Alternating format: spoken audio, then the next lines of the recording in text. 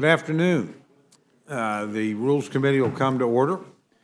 When the American people put gavels in the hands of House Republicans, it came with the promise of changing the status quo. Unrivaled to that mandate is the need to amend the way Washington handles America's balance sheet. No one in this room can deny our budget and appropriations process is broken. The reality is clear. We've not seen regular order for decades, and the dysfunction of the process has been consistently felt by Congress and the nation. While the Senate certainly has a worse track record than the House, I think we can all agree that the American people deserve better. As both an appropriator and a member, I feel strongly that this past doesn't have to dictate our future. The power of the purse is one of the greatest responsibilities. We can't let this duty continue to be usurped by omnibus bills or legislation written behind closed doors that numbers thousands of pages without the time to review or amend it before a vote. Today's hearing builds on the work we've done to demand change and move forward single subject appropriations bills.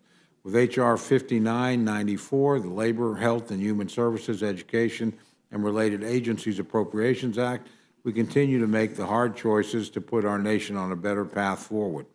The bill directs valuable taxpayer dollars where they can best impact constituents. It prioritizes research for novel medicines that can save and transform lives. It invests in the well-being and education of the most precious among us, our nation's children. And it supports telehealth in our rural communities, the sanctity of life, and America's fight against addiction.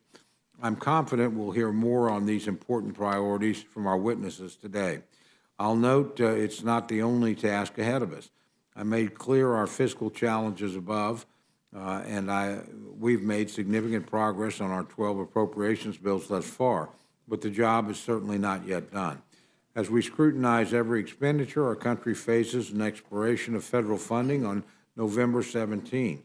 It's clear that no matter what strides have been made to change the way we do business, additional time is needed to complete our work for fiscal year 2024. It's why the House will take up the Further Continuing Appropriations and Other Extensions Act, which extends federal funding for 4 appropriations titles through January 19th of 2024, and the remaining 8 titles through February 2nd of 2024.